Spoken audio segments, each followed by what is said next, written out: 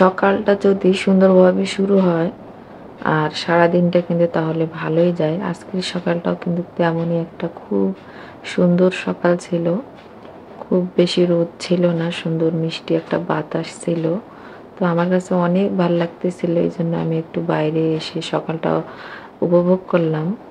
নাস্তা করার পরেই আমি রান্না চাপিয়ে দিয়েছি। আজকে হচ্ছে আমার বাসাটার পরিষ্কারের অনেক বাড়তি কাজ করব। তো ভাবলাম সকালবেলা রান্নাটা মানে সকাল সকাল যদি একটু করে ফেলতে পারি তাহলে আমি ক্লিনিংয়ের কাজগুলো খুব ভালো মতো আগে করতে পারবো।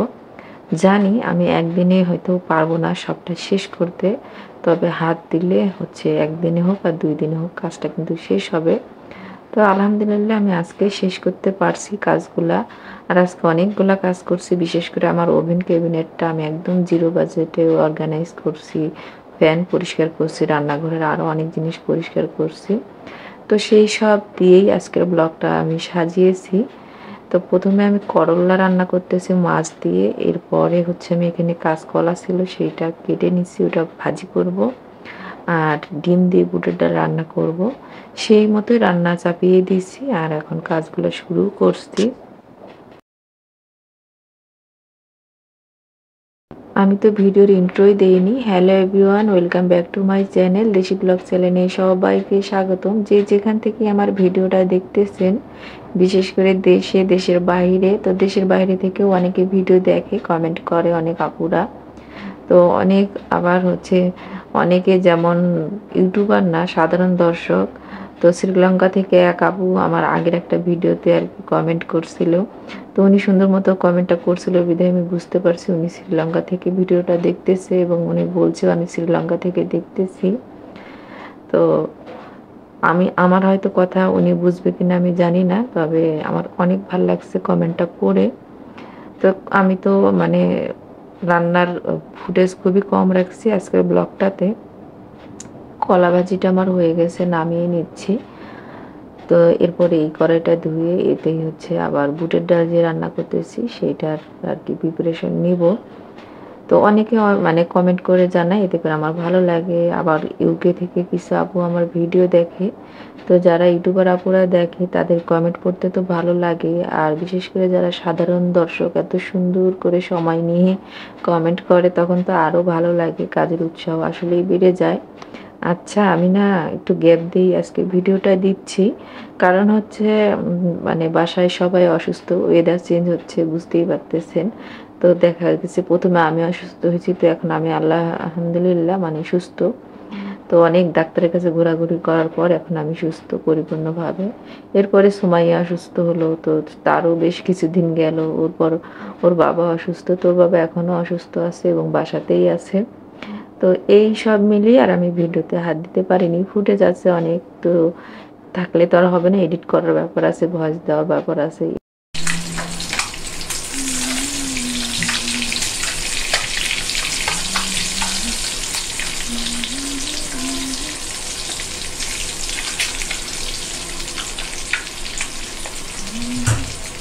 তো আজকে না অনেকদিন পর রান্না করে একটু শান্তি পাচ্ছি। কেন বলেন তো? ওই যে ওয়েদার অনেক ভালো, মাঝখানে যে গরমটা গেছে এই গরমে তো মানে নাজেহাল অবস্থা। তো সেই থেকে মানে সেই তুলনায় আজকের দিনটা ভালো ছিল।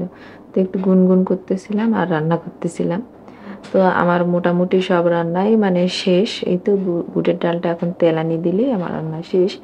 তো বুটের ডাল আমার বাচ্চারাও অনেক পছন্দ করে, এই জন্য বুটের ডালের ডিম করতেছি। আর মাছ মাংস খেতে খেতে বিরক্ত লাগতেছে, রান্নাও করতে ইচ্ছে করতেছে না।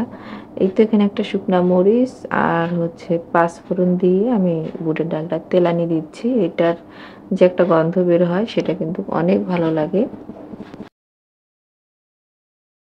রান্নার পাশাপাশি কিন্তু আমি টুকটাক অনেক কাজই করতেছিলাম। কিছু কিছু জিনিস থাকে, যখন পরিষ্কার করতে যাবেন ছোটোখাটো কিছু জিনিস থাকে সেগুলো সব ধুয়ে শুকাতে হয়। তো সেই কাজগুলো আমি করতেছিলাম রান্নার পাশাপাশি। রুমগুলা গুছিয়ে নিয়েছিলাম। বিশেষ করে আজকে আমি ডাইনিং রুম এবং রান্নাঘরের জিনিসপত্রগুলো পরিষ্কার করব। তার মধ্যে থেকে রান্নাঘরে আমার যেই ফ্যানটা সব থেকে কাজে লাগে বেশি, সেইটা আমি হচ্ছে এই যে ধুয়ে দিছি। যতটা সম্ভব ভিম লিকুইড দিয়ে ভালো করে পানি দিয়ে ধুইছি। ধোয়ার পর আমি এখন একটা টাওয়াল দিয়ে মুছে নিচ্ছি। তো তো এই অংশটা আমি ভিডিও করতে পারিনি। তো হচ্ছে মানে সুমাইয়ের বাবা বাসায় থাকলে এই যে কাজগুলা করা দেখতে পারে না। তো আমি যেহেতু ওয়েদার ঠান্ডা ছিল এইজন্য সাহস করে ভাবলাম আজকে আগে ফ্যানটাই পরিষ্কার করি। যখন ফ্যান অনেক বেশি ময়লা হয় তখন কিন্তু ফ্যানের বাতাস একদমই ভালো লাগে না গায়ে। তো আর সেই জন্য করাও হচ্ছিল না। আর এইভাবে ফ্যান খুলে ধুয়ে আবার সেট করতে গেলে দেখা যায় অনেকটা সময়ের ব্যাপার। তো এই সময়টা আবার হচ্ছে আমার এই ফ্যান ছাড়া তো রান্নাঘরে কাজই করা যায় না। তো শেষমেশ আমি এই তো এখানে কাজ করতেছি। আর আমার ডাইনিং রুমের ফ্যানটা দিয়ে কেন জানি বেশি বাতাস ঠান্ডা লাগে না, মানে বাতাসটা গরম লাগে কেন জানি। তো অনেকগুলো স্ক্রু আর কি খুলতে হয়েছে, সেগুলো এখন লাগিয়ে নিচ্ছি, সেট করে নিচ্ছি আর কি। পরিষ্কার তো করা শেষ।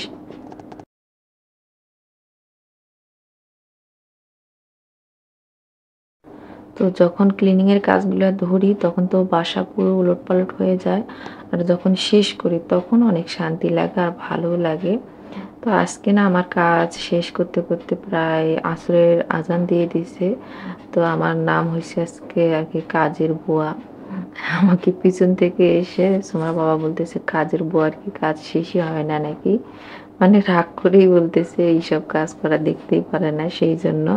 তো আমি তো আর গায়ে মাখি নাই কি, কারণ হচ্ছে পুরুষ মানুষ তো কত কথাই না বলে, গায়ে মাখলেই তো লেগে যাবে ঝগড়া। তো সেই জন্য আর গায়ে মাখিনি।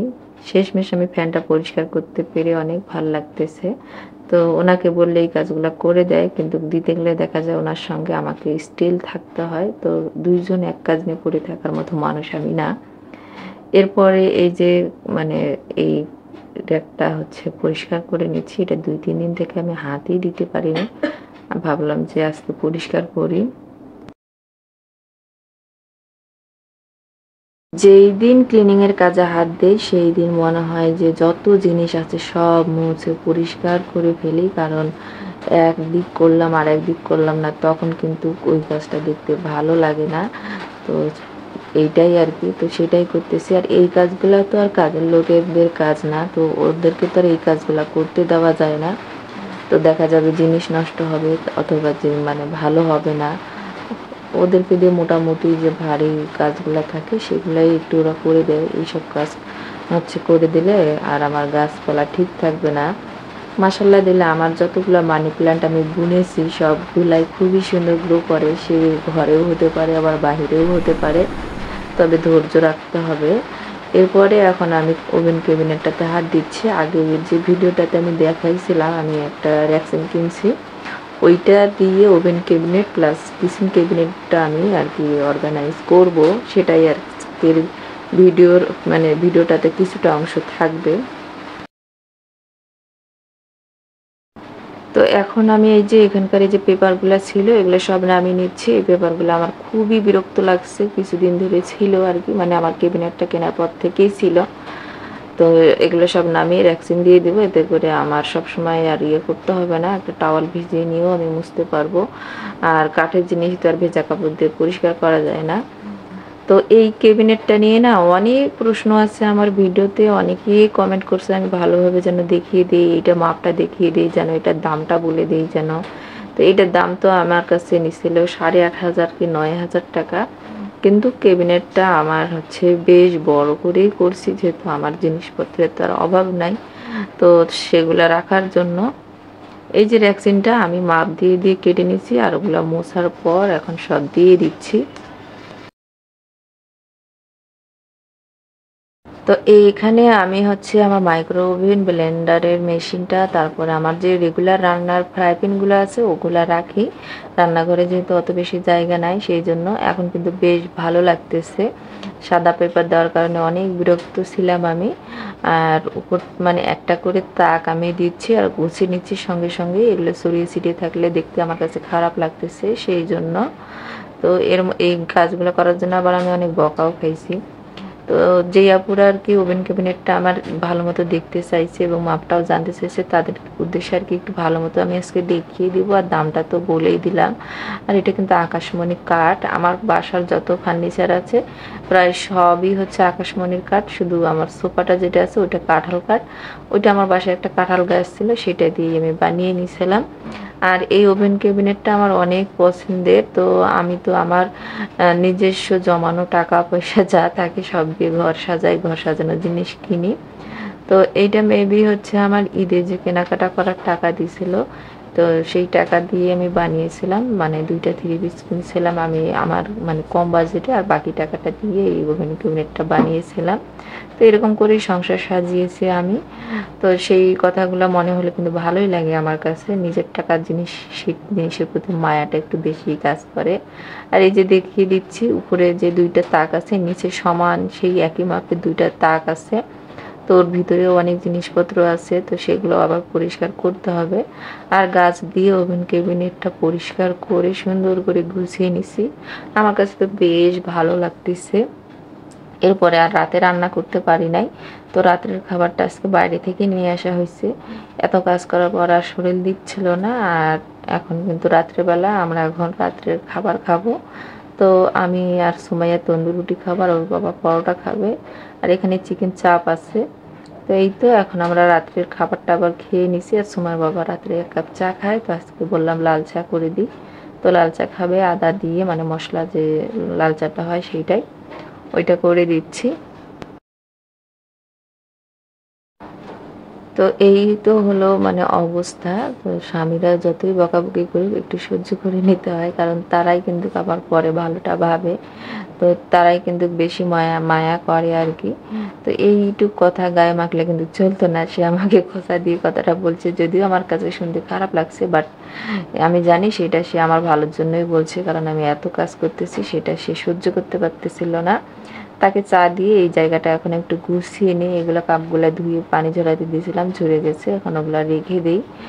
আর পানির বোতলগুলো তো সুমাইয়ার টিফিন খাওয়ার পরে হচ্ছে নিয়ে আসছিলো, সেগুলো আবার সন্ধ্যাবেলা ধুয়ে দিয়েছি। 2টা পটেই লাগে ওর, মানে গরম তো বেশি, এই জন্য বেশি পানি লাগতেছে। আজকের ভিডিওটা এখানে শেষ করে দিচ্ছি। আল্লাহ হাফেজ।